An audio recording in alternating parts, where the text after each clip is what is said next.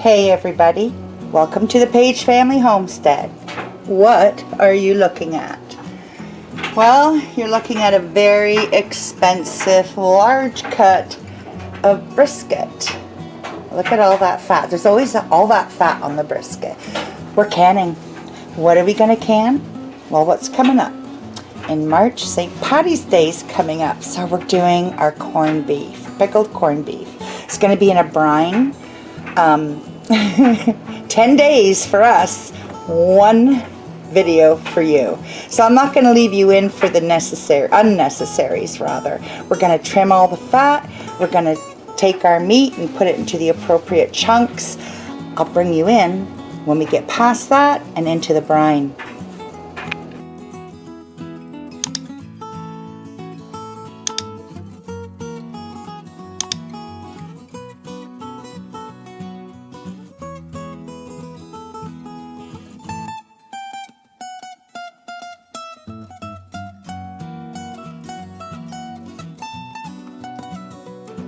Corned beef brisket, 7 days in the making, and worth every single minute.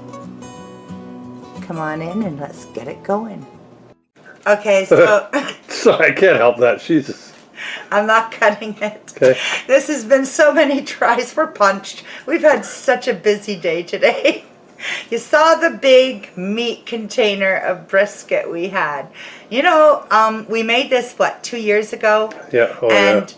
The price of the brisket this time led me to search and do some research. And I found two beautiful sites. I wrote these things down because I need more fish oil in my diet, obviously. Okay, so I got so much information from the Home Preserving Bible and also Faith, Family, and Beef from the Google. Just search them up. They have such incredible information. You're going to glean so much from them. I did. Next time we make it, we will not be using brisket.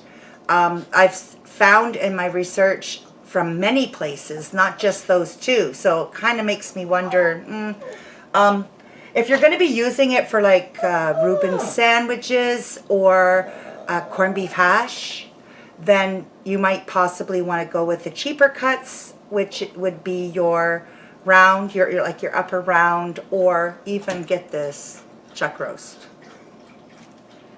In fact, some of them prefer it. Hey, Chuck. It's so much cheaper. I know. And like out of that expensive. big container, this is the meat. I mean, you can still see some fat on it. I'm not worried about some of it. I might still pinch some off after the next process. The step, because well, we'll get there. I'm going ahead. The brine is so, it depends on how much meat you have. You can make this with a pound. You can make it with 4 pounds. You can make it with 15, 20. Like it. Okay, I'm going to give you the brine measurement here, or up here, somewhere here. In a cloud. On the cloud, in typing. And then if you want to make more than 1 quart's worth of brine, then just multiply it and do it that way. That's what I did. I guesstimated. I've got 4-quart measure, so I'm multiplying my recipe to, well, the recipe, it's not mine. I'm putting that recipe up here in 1 part measure, okay? So 1 quart. Don't look at mine and think, that's more than a quart. Yes, it is. And like I said, I guesstimated. So, and it's so easy, what you're going to use, but I'm referring to this, is you're going to have water. Use well water or spring water, please. Don't use city water with the chemicals in it. I really don't know if it matters, but why risk it, right? Because we are using curing salts and salts. We're making a brine. You're going to be using water, salt. They want pickling salt, kosher salt. The coarser the better. Don't forget, if it's a fine salt, then you're using more per volume. So try to go with the coarse. That's what they recommend, okay? You're also going to be using sugar. You could use white sugar, brown sugar, or put in your white sugar. And because you're going to be boiling it, just put a little bloop of molasses to make it like you used brown sugar. That's what we do. That's how we make it. pickling spice, make your own or buy it. I chose to use what we had. And we got like, how many bags of this stuff? We got lots. Before we decided we like our own blend, but I'm using it. So it's a pickling spice, okay? That covered. Now, when we get to the addition of the, also some black peppercorns, pink curing salt. You can make this, some people don't like the thought of it. You can make it without the pink curing salt, by all means. However, know this, that the color that you typically associate with corned beef would be that nice pinky color. You're not going to have that. It's going to look like a normal beef cut, a normal beef roast when it's done cooking. But the flavors will be that of corned beef because of the brine. However, you do lose some of the flavor. It's more of a pickly flavor than the traditional sweet flavor of a corned beef.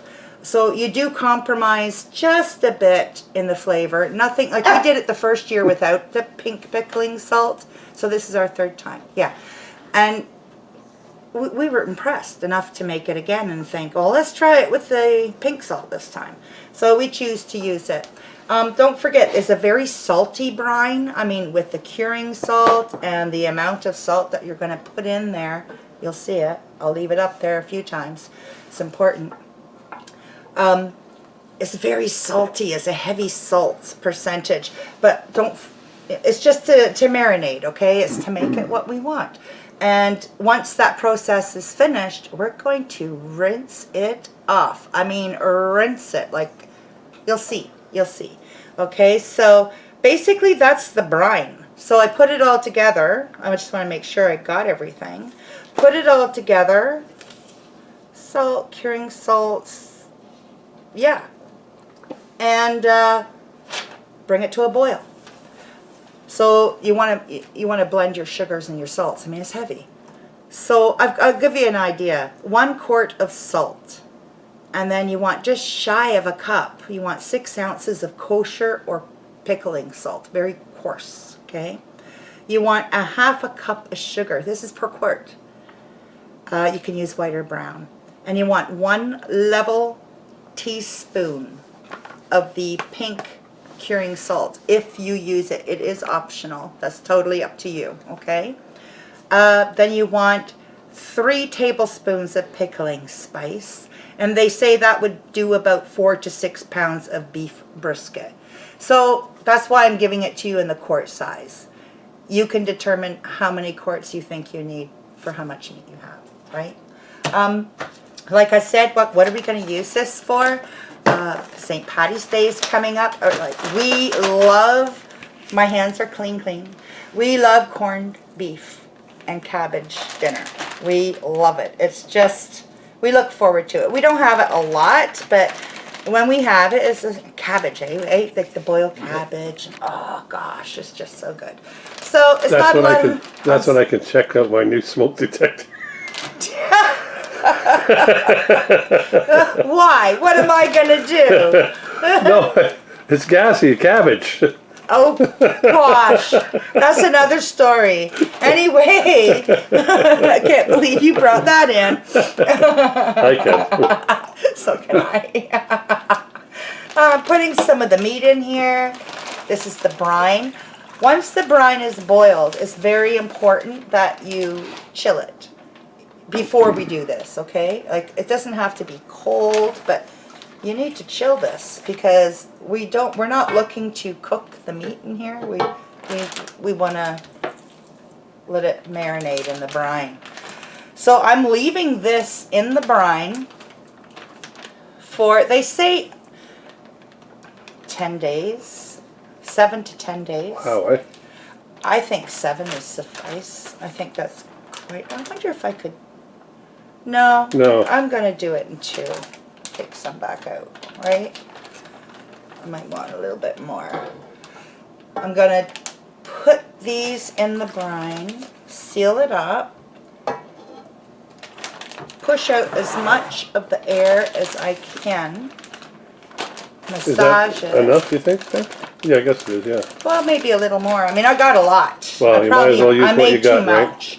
But this brine, don't throw it away. You might have some other meats that you dig out of the freezer, because you know you're cleaning your freezer, like somebody I know. And you might want to brine some more. Why not? Now we know we can do it with more than just the brisket, right? Like, whoa, I'm talking, my pinchers are broken. So, Pinchers. oh, they don't, I can't pinch. My hands are just I'll do it. pathetic. I'm 61 and an 85-year-old hand. I'm doing it. She did it, folks. She did it. I know I can. I know I can. I know I can. The little train that And could. we'll work some more air out of the bag. Oh, my blood is sealed, man. Jeez. So am I, because you'd be smelling like this, Oh. man. This is going to be in the fridge. I'm going to put it on a cookie sheet, I think, just in case. And then I'll put some paper towel over top of this one. And then I'll put my second bag on top of that one. Why? Well, because if it's leaking, then I'll have a good indication. I'm not going to try and disturb it too much. I will probably put some more in here, but not until I do my second bag. And it's going in the fridge. And it's going to stay in there. I'm going to move it around maybe once a day if I remember. And if I don't, I'm not going to lose sleep over it. It's going to be fine. And we will get the air out. So, how we can do that. I'll do that for you, and that way you can. Let's see Is if it I leaking can. there? What? It's wet. The floor, the thing's wet. Is it leaking already? You right there? Yeah, I don't know. I know how to solve that. I think it might be. Put another bag. Yeah. How smart are you? I know. I've kind of been manhandling this one a little bit. So, I'm going to leave them for 7 days. I'm not going to do 2 videos splitting this up and, you know, make you wait 7 days. I don't want to do that. So, I'm just going to leave you here while I struggle the bag inside the bag. And we will see you in a blink of an eye for you in 7 days. The beef has corned. Like that. They're done. 7 days. You can or cannot, or sorry, you can choose at this point to bag it and freeze it with your food saver, or you can do what I'm about to do. What I'm about to do is not an approved method. There are concerns that brined or corned meats are more dense. It does feel a little more dense. I've never had a problem with it, have we? They're worried about the heat required to kill off harmful bacteria penetrating to the center of the meat. Our meat cuts are small. We have safely canned foods that were more dense than what this is, and we're living to tell you about it today. We are not imposters. So I'm going to, because of the heaviness of the salt, and we are pressure canning, whoops, I don't want hot, meat's cold, I'm going to just rinse lightly the meat off in the cool water. And we do have well water, guys. Some of the spices and herbs I want in here, and some of them I don't. So I'm just going to lightly scoot it up. And when I'm done and ready to go, I'll bring you back. Okay, so in rinsing, this is what I removed by choice. Just by choice. I wanted to get rid of some of that salt in the brine. I did keep some of the spice on the meat, as you'll see. Okay, so as I said, not approved. However, it's not being tested. So it's not being proven that it's not safe. And like I said before too, many people live to speak of it. So I've got the meat here. I've been just kind of trimming it up into smaller bits. I'm doing a raw pack. No liquid. And the reason I'm not using liquid, my hands are clean, guys. The reason I'm not using the liquid is because I want this to cook in its own fabulous juices. This has now been corned. It's like Corned? Yeah, we're squishing it down in there. This is going to be so good, and we're going to be bringing you back, actually, when we open these jars around St. Patty's Day. It's not that far away. I'm so happy we were able to get this done in time. Oh yeah, March 17th, is it? Yeah. Yeah, Jessica was born on the 18th, so she was, I still got the leprechaun placemat on the hospital tray. And one of our grandsons was like the day before that. Yeah, Logan, yeah. Logan was, oh, jeez. I stepped on the dog. Tail. Oh, jeez. Just on the tail. Sorry, tail. Logan was born on St. Patrick's Day. Yeah. Yeah. So, when we have this meal, it'll be kind of a neat celebration. And this, canning it is just, I don't know. I like having it where, I mean, you can buy it brined and you can go ahead and corn it yourself. I'm going to leave an inch, guys. It's going to cook in its own juices. If I find another little piece, because you do want to push it down pretty good. Now I lost my train of thought. There, see, just cutting it up a little bit made it fit better. So I'm going to finish this jar because I have you with me. My hands are gooky. So for sure, you're going to wipe that rim with white vinegar. Very well, guys. Don't be afraid to dip in. Because we're pressure canning pints, they're going to be 75 minutes. We are not required by the powers that be to use sterilized jars, lids, or rings if doing so more than 10 minutes. But I still, it's just a habit. When I wash my jars, I whip them in the oven, do a quick sterilize. So my jars are clean anyway. And I always store them tipped up. The lids, they're fine. I washed them. I don't use them right from the box because I worked with strange people, right? I'm just being weird. So I'm going to finish these all up, and then I'm going to bring you all back. Next step. So back to the Rebel canning aspect of this. Check it out. And if you see that it's not being on the okay list because, as in reading it, they won't tell you, oh, we didn't test this. Do your research. You'll read in their findings that, oh yeah, they haven't tested it. Don't be afraid to do your own research and make decisions for yourself. Don't do it because I said I do it for my family. That's not fair, because maybe you're going to skip a step or, you know. Full disclosure, this is, my love clock needs a new battery. This, like I said, is Rebel canning, and you must do your own research. You must think for yourself. It's your kitchen. If they have, you know, substantial findings in your research as to why you shouldn't, maybe you should rethink it, and maybe don't do it. Figure it out. Do your own research. Okay, we've got 9 pints in total. 8 of them are standard size mouth, and 1 of them is the wide mouth. I would prefer this, but take what I have, right? So I'm going to leave the 6 on the bottom. Use the required amount of water as per the manual on your specific canner. And I'm going to put 3 up on the top. I'm going to close it all up. I'm going to fire it on. Put it on about number 2 or 3. I think 3 to start. When I get my steady stream of steam, I'll bring you back to show you what the next step is.